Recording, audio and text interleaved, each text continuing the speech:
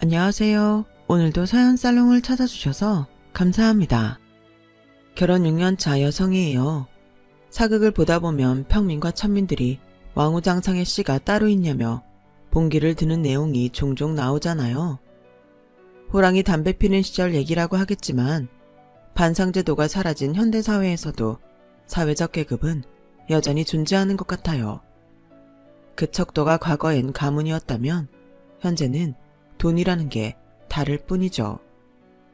거창하게 들릴지는 모르겠지만 저한테는 이 사회적 계급이 뼈아픈 상처로 남아있어요.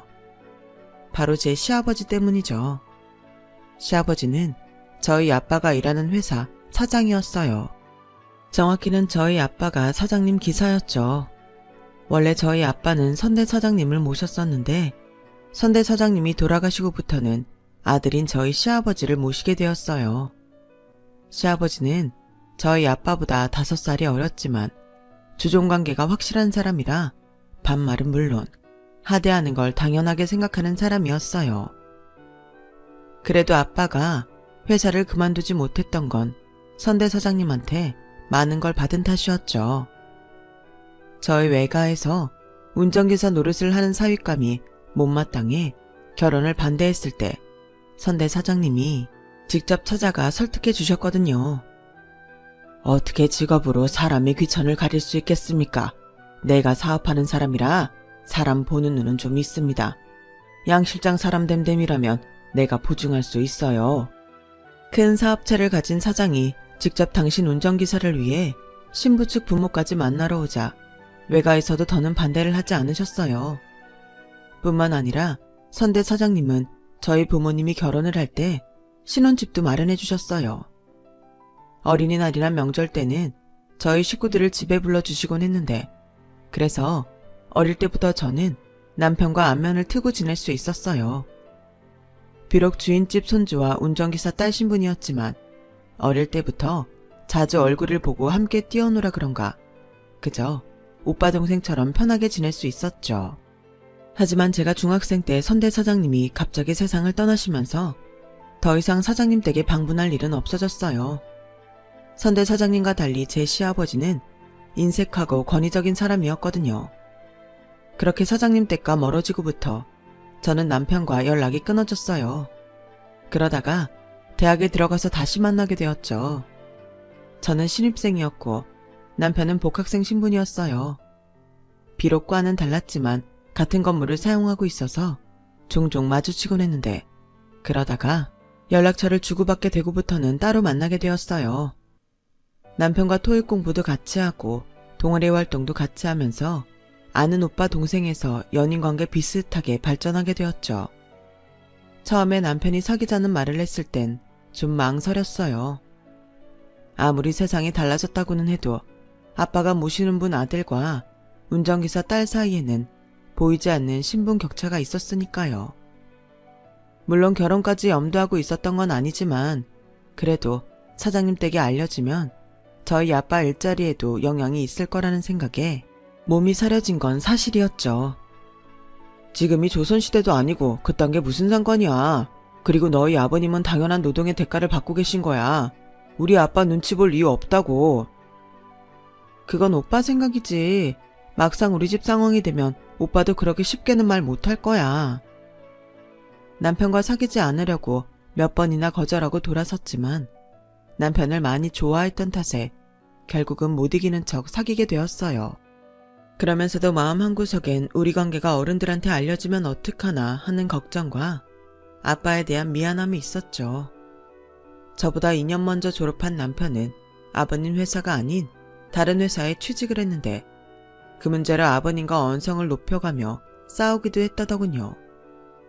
어차피 나중에 물려받을 회사인데 굳이 남의 회사에서 고생할 필요가 있냐는 아버님과 내 실력으로 자립하겠다는 남편의 의지가 상충한 탓이었죠. 사실 남편은 아버님 회사 운영 방식이 마음에 들지 않았다고 했어요. 직원들을 똑같은 인격체로 대우했던 선대 사장님과 달리 아버님은 직원들을 주종관계에 입각해서 부리는 사람들로 인식하고 있었으니까요. 주제를 알아야지. 내 돈 받아먹으려면 그 값을 해야 할 거 아냐? 아버님이 입버릇처럼 하는 말을 어릴 때부터 보고 듣고 자란 탓에 자기 아버지가 어떠한 사람인지 일찍부터 알고 있었던 거죠. 대학을 졸업한 저는 그에 취업을 하게 되었어요. 첫 출근을 앞두고 모처럼 집에서 쉬고 있었는데 아빠가 집으로 전화를 했더라고요. 충전하느라 휴대폰을 집에 두고 나가셨다며 회사로 가져다 달라고요. 사장님 외부 일정이 잡혀 있어서 자리를 비울 수가 없다더라고요. 그래서 부랴부랴 아빠 휴대폰을 챙겨 들고 회사로 갔어요. 그런데 아빠는 휴대폰을 건네받고는 서둘러 저를 돌려보내려고 하더라고요. 그 이유는 몇 분 뒤에 바로 알게 되었죠. 잠시 뒤에 아버님이 비서와 함께 나오셨거든요. 아버님은 저희 아빠를 통해 제가 취업을 하게 됐다는 얘기를 들으셨는지 한마디 하셨어요. 취직했다며?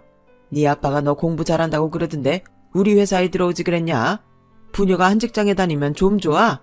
그랬으면 내가 명절에 떡값이라도 몇 푼 더 얹어줬을 텐데 내가 또 내 밑에 부리는 것들한텐 인심이 후하잖아. 안 그래 양 기사? 세상에 직원들을 부리는 것들이라니. 거기다 저희 아빠를 부르는 호칭에도 순간 움찔했어요. 선대 사장님은 늘 저희 아빠를 회사 직급대로 양 실장이라고 불러주셨거든요. 그런데 아버님은 그동안 저희 아빠를 기사라고 불러왔던 모양이었어요.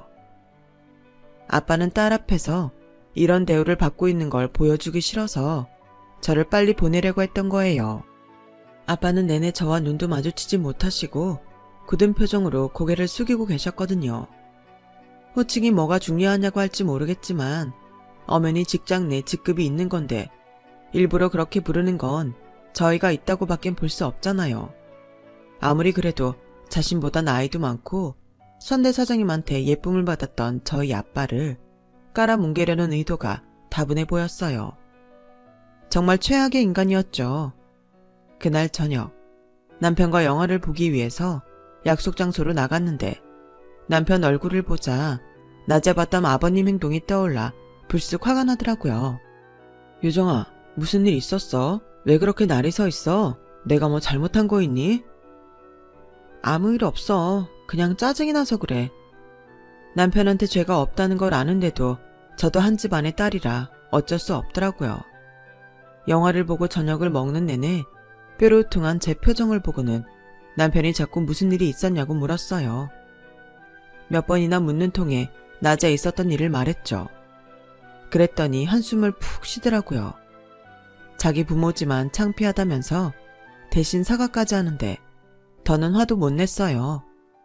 그러던 어느 날이었어요. 퇴근 후 욕실에서 막 씻고 나왔는데 안방에서 부모님이 대화를 나누는 목소리가 들리더라고요. 아빠는 평소 집에서 밖에서 있었던 일 얘기를 잘 안 하시는데 그날은 웬일인지 엄마한테 사장님 댁 얘기를 하시더라고요. 아무래도 조만간 민호 결혼시키려나 봐. 오늘 선자리에 내보냈더라고. 민호야 뭐 제 아빠랑 다르게 바르고 착한 데다 직장도 번듯하니까 어디서도 안 빠지는 신랑감이지. 나한테도 얼마나 깍듯하게 잘하나 몰라. 나도 민호가 참 마음에 들더라고요. 사장님 아들만 아니면 우리 유정이 짝으로 탐날 정도로요. 남편이 선을 봤다는 말에 순간 가슴이 철렁했어요. 그동안 저한테 했던 말과 행동이 다 거짓말일지도 모른다는 생각에 배신감을 느꼈거든요. 그렇다고 당장 전화를 걸어 따질 수는 없었어요. 그랬다간 제가 더 비참해질 것 같았으니까요. 잠도 안 오고 눈만 멀뚱멀뚱 뜨고 자리에 누워 있었는데 남편한테 문자가 왔어요. 자니? 대답을 할까 말까 하다가 안 잔다고 단문을 했어요. 그랬더니 전화를 하더라고요. 집 앞이라고 잠깐 나오라는 거예요. 대충 가디건을 걸쳐 입고 나가 뾰루퉁한 목소리로 늦은 시간에 왜 왔냐고 따지듯 물었더니 아무래도 네가 알아야 할 것 같아서 전화했어. 내용인즉 오늘 아버님 전화를 받고 저녁 식사 장소에 나갔는데 알고 보니 자신 모르게 추진된 선자리였다는 거예요. 혹시 이 일로 제가 마음이 상할까봐 전화를 했다더군요. 그 말을 들으니 혼자 오해하고 화를 냈던 행동이 창피했어요. 그러면서 한편으로는 이제 끝낼 때가 왔다는 걸 직감하게 됐죠. 몰래 연애는 했어도 결혼까지 꿈꿀 수는 없는 관계니까요. 그런데 남편이 안주머니에서 반지 케이스를 꺼내 내밀며 그러는 거예요. 유정아, 우리 결혼하자. 뜻밖의 청혼에 제가 벙찐 표정이 되자 남편이 제 손에 반지를 끼워주었어요. 머리로는 이 반지를 받으면 안 된다고 생각했지만 가슴으로는 반지를 빼고 싶지 않더라고요. 그래서 반지만 내려다보고 있었더니 너만 괜찮다면 부모님들께 우리가 교제해 왔다는 거 말씀드리는 게 좋을 것 같아. 결혼 허락도 받고 말이야. 안 그랬다간 앞으로도 오늘 같은 선자리를 마련하실 것 같거든. 반대하실 게 불보듯 뻔한데 오빠 부모님이 날 받아주실까? 우리 인생을 부모님들이 살아주는 거 아니잖아. 우린 그냥 우리만 생각하자. 남편 말대로 우리 생각만 할 수 있다면 얼마나 좋겠어요. 하지만 한국 사회에서 결혼은 개인 대 개인이 하는 게 아니라 집안 대 집안이 하는 거잖아요. 저희 집 같은 경우에는 당장 저희 아빠 직장도 달려있는 일이기도 하고요.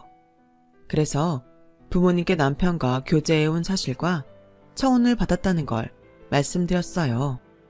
예상대로 두 분 모두 깜짝 놀라시더라고요. 부모님 표정을 보니 반가움보다는 걱정이 더 큰 것 같았어요. 아빠는 인상을 팍 쓰시곤 허공만 바라보셨고 엄마는 땅이 꺼져라 한숨을 쉬셨어요. 아, 너 어쩌려고 그래? 그 댁에서 순순히 널 받아주겠니? 게다가 네 아빠 회사는 어쩌고. 아, 세상에 하고 많은 남자 중에 왜 하필 사장님 아들이랑 결혼을 하겠다고 이 난린지. 엄마 모르겠다. 죄송해요. 저도 생각 안 한 건 아닌데 그래도 오빠가 좋은 걸 어떻게 해요. 아빠 정말 죄송해요. 근데 나 오빠랑 못 헤어지겠어요. 아빠가 저 좀 이해해 주시면 안 돼요? 아빠는 눈물이 그렁그렁한 저를 보시고는 어쩔 수 없다는 표정으로 그러셨어요. 민호 사람 됨됨이야. 내가 모르는 것도 아니고 사윗감으로 손색 없는 녀석이지. 내 딸이 그렇게 좋다는데 부모가 돼서 말릴 수가 있겠니? 직장이야. 여기 아니어도 갈 데는 많다. 그러니까 아빠 걱정은 하지 마. 그보다 아빠는 네가 걱정이야. 그 댁에서 널 가만히 두겠니? 불벼락이 떨어질 텐데. 아빠는 제 발로 불구덩이에 뛰어들어가는 저를 걱정스러운 눈빛으로 바라보셨어요. 그리고 아빠의 걱정은 얼마 뒤 현실이 되었죠. 남편이 저랑 결혼을 하겠다는 폭탄 선언을 하고 3일 뒤 저는 사장님 부름을 받고 시댁에 찾아갔어요. 남편한테는 말하지 말라고 하셔서 혼자 찾아갔죠. 마음에 커다란 바위를 달고 가는 기분이었어요. 쉽게 떨어지지 않은 발걸음으로 대문을 들어섰죠. 어릴 때 매년 드나들던 그 집이 그날따라 굉장히 낯설게 느껴지더라고요. 제 기억 속 따뜻했던 집안 분위기는 어디 가고 싸늘한 기운만 감돌았어요. 이웃과 아버님이 방에서 나오셨어요. 저랑은 눈도 마주치기 싫으신지 허공만 바라보시더라고요. 어머님은 대놓고 내색은 하지 않으셨지만 자리에 앉아 계시는 내내 땅이 꺼져라 한숨을 쉬셨어요. 어색한 분위기로 시간이 흘러가던 그때 아버님이 먼저 입을 열었어요. 네가 똑똑한 애라는 얘기는 들었다만 이제 보니 아주 영악한 애였구나. 지금껏 걷어줬더니 감히 주인집 외동아들을 홀려서 안방을 차지하려고 들어? 이 배은망덕한 것 같으니라고. 네가 이러는데 내가 네 애비를 가만둘 성 싶으냐? 그러자 어머님도 한마디 거들었어요. 너도 네 집에선 귀한 딸이겠지만 그래도 금쪽 같은 내 아들을 건드리면 안 되지. 그냥 네 수준에 맞는 남자 골라 시집가면 너도 사랑받아 좋고 네 부모님도 마음이 편하지 않겠니? 왜 힘든 길을 가려들어? 얼른 사장님께 죄송하다고 사과하고 이쯤에서 끝내. 그럼 더는 말 안 할 테니까. 그랬더니 아버님이 버럭 소리를 치시더라고요. 누구 마음대로 그냥 놔줘. 양기사 자르고 책임 확실히 물어야지. 내가 주는 풋삭 받아먹고 사는 주제에 언감생심 어디 주인집 아들을 넘봐. 이참에 지들 주제가 어떤지 확실히 보여줘야 돼. 잔뜩 얼어있던 저였지만 그래도 저희 아빠를 마치 종놈 취급하는 꼴을 그냥 넘길 수가 없었어요. 품삯이라뇨. 저희 아빠는 엄연히 노동에 대한 정당한 대가를 받고 있는 겁니다. 사장님 댁에서 일하는 몸종이 아니라고요. 제가 마음에 안 차시는 건 알겠지만 그렇다고 제 부모님까지 폄하하지는 말아주세요. 이거 봐. 이게 주제 파악도 못하고 지들 먹여 살려준 주인 앞에서 고개 빳빳이 들고 짓거리는 거. 이래서 검은 머리 짐승은 돌보는 게 아니라는 거야. 배때기에 기름 좀 들어가니까 위아래도 못 알아보잖아. 네 애비가 내 돈 받아먹고 살면 내 종놈이나 마찬가지지 다를 게 뭐야. 네 애비가 종놈이면 너도 종년인 거야. 어디서 건방지게 까불어. 그때였어요. 현관이 들어서던 남편이 벼락같이 소리를 쳤어요. 아버지, 지금 누굴 보고 종년이란 거예요? 유정아, 이리 와. 남편은 제 손을 끌어 자기 뒤에 숨기고는 목에 핏대를 세우며 소리쳤어요. 제발 정신 차리세요. 요즘 세상에 주인이 어딨고 종놈이 어딨어요. 돈 있으면 고귀하고 돈 없으면 천하다는 아버지의 그 삐뚤어진 논리 이제 지긋지긋해요. 제가 그동안 살면서 아버지가 얼마나 창피했는지 아세요? 아버지가 그 잘난 돈으로 관계 유지하고 사는 아버지 친구들이 뭘 하는지 아세요? 아버지 보고 천박하대요. 무식해서 같이 못 어울리겠대요. 그거 아셨어요? 세상은 변했는데 눈 감고 귀 닫고 사시는데 아실 리가 없죠. 돈 있다고 밑에 사람 무시하고 갑질하는 인간들 말로가 어떤지 한번 둘러보세요. 그게 아버지 미래가 될 테니까. 저 아버지 동의 없이 결혼할 수 있는 성인이에요. 그러니까 제 결혼에 끼어들지 마시라고요. 이놈의 자식, 너 지금 애비한테 무슨 말버릇이야. 네 결혼에 상관 말라는 건 네가 내 아들이길 포기하겠다는 뜻이냐? 내 돈 없이 네가 살 수나 있어? 네, 그럴 생각입니다. 저요, 제 힘으로 충분히 살 수 있어요. 그러니까 아들 하나 없는 셈 치세요. 남편은 제 손을 끌고 밖으로 나갔어요. 남편 손에 끌려 나가다 보니 어머님은 바닥에 주저앉아 통곡을 하시더라고요. 남편은 저를 집에 데려다주는 차 안에서 아무 말도 하지 않았어요. 저 역시 저 때문에 사단이 난 것 같아서 아무 말도 못하고 눈치만 보고 있었죠. 한참 말이 없던 남편은 열이 조금 식었는지 그러더군요. 앞으로는 우리 집에서 연락 와도 절대 나가지 마. 그리고 씩 올리기 전에 혼인신고부터 하자. 그래야 우리 부모님도 포기를 하시지. 그래도 그렇지 어떻게 그래. 오빠를 부모랑 갈라놓고 나보고 마음 편히 살라고? 내가 어떻게 그러냐고. 오빠라면 나한테 그럴 수 있겠어? 어쩔 수 없어. 한 번은 일어날 일이었다고. 그러니까 아닌 건 포기하고 지금은 우리 생각만 하자. 그 일이 있고 얼마 뒤 남편은 저희 집에 찾아왔어요. 죄송합니다. 하지만 저 유정이랑 못 헤어집니다. 양가 부모님 축복받으며 결혼하는 게 맞겠지만 현재로선 그건 불가능할 것 같아요. 그래도 저 유정이 행복하게 해줄 자신 있습니다. 그럴 능력도 되고요. 그러니까 결혼 허락해 주세요. 저희 부모님은 불편한 기색이 역력하셨지만 그래도 저를 포기하지 못하겠다는 남편의 단호한 모습에 조금은 안도하시는 것 같았어요. 앞으로 벌어질 일이 불보듯 뻔했지만 그래도 제 손을 놓지 않고 묵묵히 제 바람막이가 되어주는 사위를 보니 안타까우면서도 고마우셨나 봐요. 그렇게 저희는 시댁 허락도 없이 먼저 혼인신고부터 하게 됐어요. 집이 구해지는 대로 바로 살림을 합치기로 했고요. 뒤늦게 그 사실을 안 어머님은 별 수 없다는 듯 저희 엄마를 불러 애들 결혼 준비하는 데 써달라며 돈을 주고 가셨어요. 저희한테는 비밀로 해달라고 하시면서요. 유정엄마도 알죠? 자식 이기는 부모가 어딨겠어. 상황이 껄끄럽긴 하지만 그래도 우리가 인연은 인연인가 봐. 부모 영 끊고 나간 놈이 장인 장모 사랑은 받아야 덜 외롭지 않겠어요? 그러니 우리 아들 잘 부탁해요. 그리고 그날 저한테 심한 말 한 거 미안하다시며 마음에 담지 않았으면 좋겠다고 하셨어요.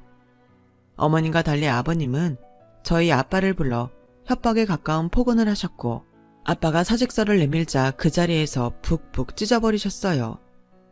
네 딸내미 앞세워 내 새끼 훔쳐가 놓고 이깟 사직서 한 장 뒤밀면 다야. 누구 맘대로 그만둬. 난 사표 수리 못해. 그리고 혼인신고까지 한 마당에 뭘 더 어쩌겠어. 이 결혼 내가 허락하지. 대신 내 아들 결혼 대충 해서 치울 생각은 마. 결혼식은 정식으로 제대로 하고 넘어갈 거니까.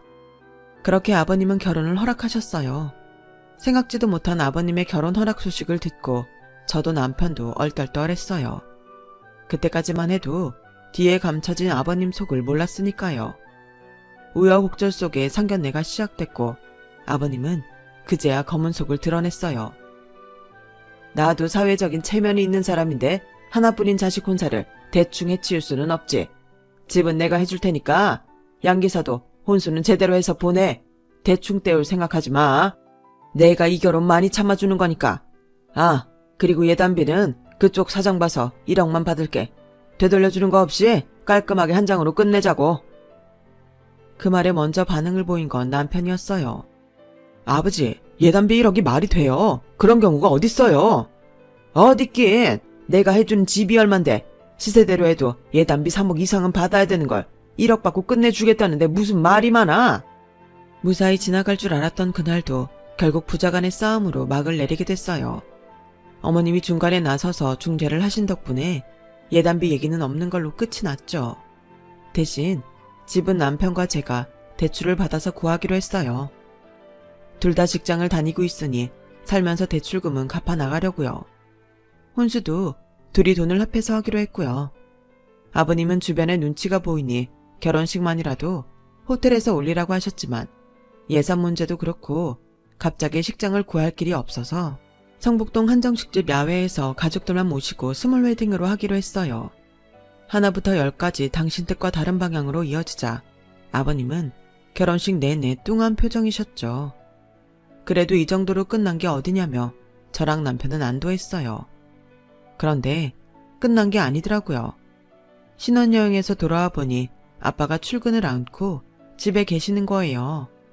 엄마 말로는 아무래도 사돈 회사에 다니는 게 불편해서 새 직장을 알아보고 있다고 하셨어요.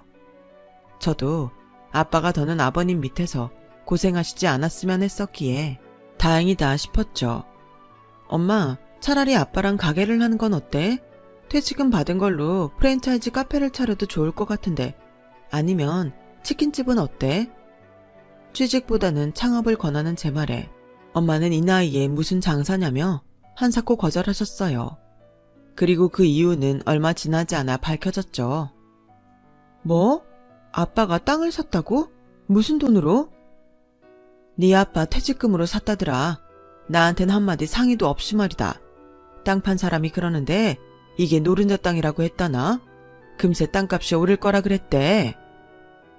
평생 노동은 신성한 거라며 돈은 일해서 벌어야 한다고 복권 한 장 안 사던 아빠가 땅을 샀다는 말에 이해가 안 갔어요.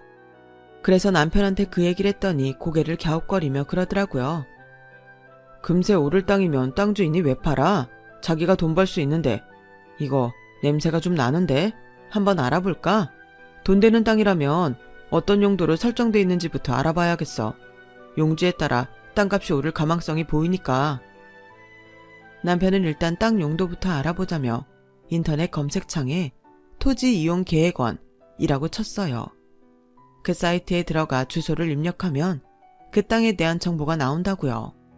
그렇게 엄마가 불러준 주소대로 쳐봤더니 맙소사 아무짝에도 쓸모없는 맹지더라고요.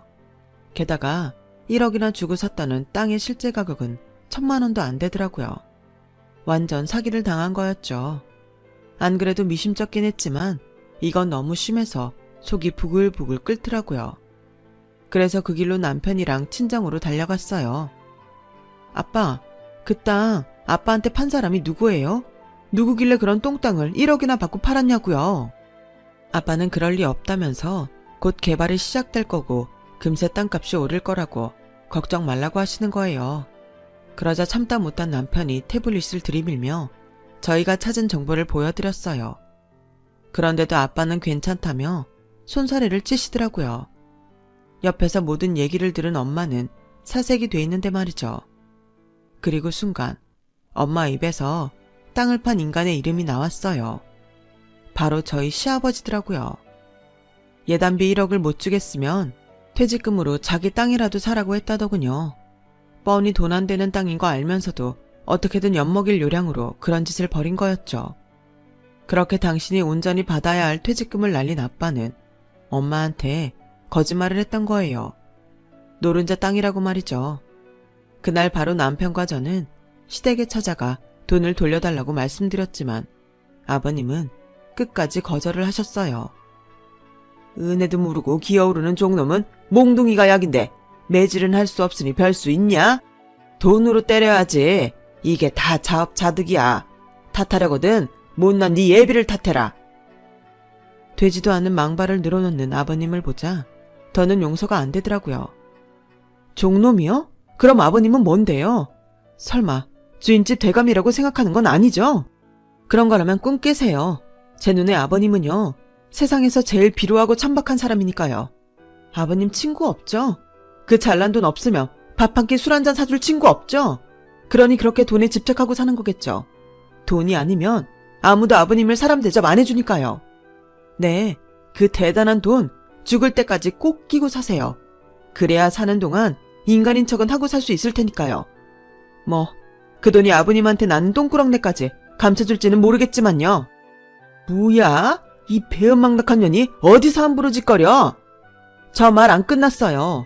전요, 제 남편이 정말 대단한 사람인 것 같아요.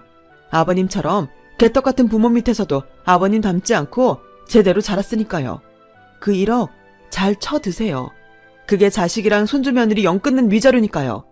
저요, 이제 이 집에 발 안 들여요. 제 남편도 이 집에 절대 안 보낼 거예요. 손주요, 머리카락 한 가닥도 볼 생각 마세요. 절대 안 보여줄 거니까. 오빠, 나 그 1억 돌려받을 생각 없으니까 우리 그만 가자. 그렇게 저는 남편을 데리고 시댁을 나왔어요. 그리고는 5년이 지난 지금까지도 시댁과는 연을 끊고 살고 있어요. 중간에 아버님 회사가 어려워졌다는 소식은 전해 들었지만 남편도 저도 한 귀로 흘려버렸어요. 더는 저희랑 상관없는 일이니까요. 그 사이 저는 예쁜 딸을 낳아서 현재 2돌이 지났어요. 딸아이 애교에 남편은 딸바보가 되었죠. 소녀딸 재롱에 저희 친정 부모님도 얼굴에서 웃음이 떠나지 않더라고요. 이게 사는 재미다 싶을 정도로 행복한 나날이 이어졌어요. 그리고 생각지도 못한 희소식도 들렸어요. 아빠가 속아서 산 그 땅이 정말 노른자 땅이 되어버렸다는 소식이었죠. 예전엔 10년이면 강산이 변한다고 했지만 요즘은 강산을 변화시키는 데는 5년이면 충분하다고 하더니 그 말 맞다나 아빠 땅에 아파트가 들어서게 되었지 뭐예요. 그 덕에 아빠는 엄청난 시세차를 남기고 땅을 팔 수 있었어요. 그 돈은 노후자금으로 고스란히 은행에 넣어두었고 그중 일부를 떼어서 수입차를 사셨어요. 이게 웬 사치냐고 하시겠지만 평생 남의 차만 몰고 사신 아빠한테 당신만을 위한 차는 꽤 의미가 있는 거잖아요. 그래서 엄마가 먼저 그 차를 사자고 하셨대요. 열심히 일한 아빠한테 주는 선물로요. 아빠가 차를 받은 그날 온 가족이 차를 타고 드라이브를 떠났어요. 수십 년간 남의 차를 몰며 달렸던 그 길을 아빠 차를 타고 달려보자고 제가 제안을 했거든요. 그렇게 차를 타고 달리다 보니 시댁 근처까지 오게 되었고 꿈에도 보고 싶지 않았던 시아버지랑 마주치게 된 거예요. 시아버지는 저희 차를 쓱 보시더니 어디 기사로 취직한 모양이구만. 하긴 종놈 기질이 어디 가나. 근데 주인집 차를 함부로 타고 다녀도 돼? 설마 내 밑에서 기사 노릇할 때도 이러고 다녔던 거 아니야? 그 말에 발끈한 엄마는 소리쳤어요. 누가 기사 노릇을 해요? 이거 우리 차예요. 그쪽이 1억에 넘긴 똥땅이 하루아침에 노른자 땅이 돼서 이 차도 사고 죽을 때까지 일 안 하고 먹고 살게 됐네요. 엄마의 말에 시아버지는 눈을 부릅뜨더니 뒷목을 잡았어요. 그런 시아버지를 뒤로하고 우리 가족은 쌩하니 달려나왔죠. 그날 일을 생각하면 아직도 입술이 춤을 출 정도로 통쾌해요. 물론 남편을 생각하면 씁쓸하긴 하지만요. 그래도 자신이 지은 죄는 스스로 갚아야 하는 거니까 아직은 아버님이 인생의 쓴맛을 더 보셨으면 하는 생각입니다. 대신 남편은 제가 많이 아껴주려고요. 지금까지 제 사연을 들어주셔서 감사합니다. 건강이 최고죠. 항상 건강하시고 복 많이 받으세요. 여러분, 사연 댓글에 응원과 현명한 조언 부탁드려요. 좋아요와 구독은 저에게 큰 힘이 됩니다. 오늘도 좋은 일 가득하세요.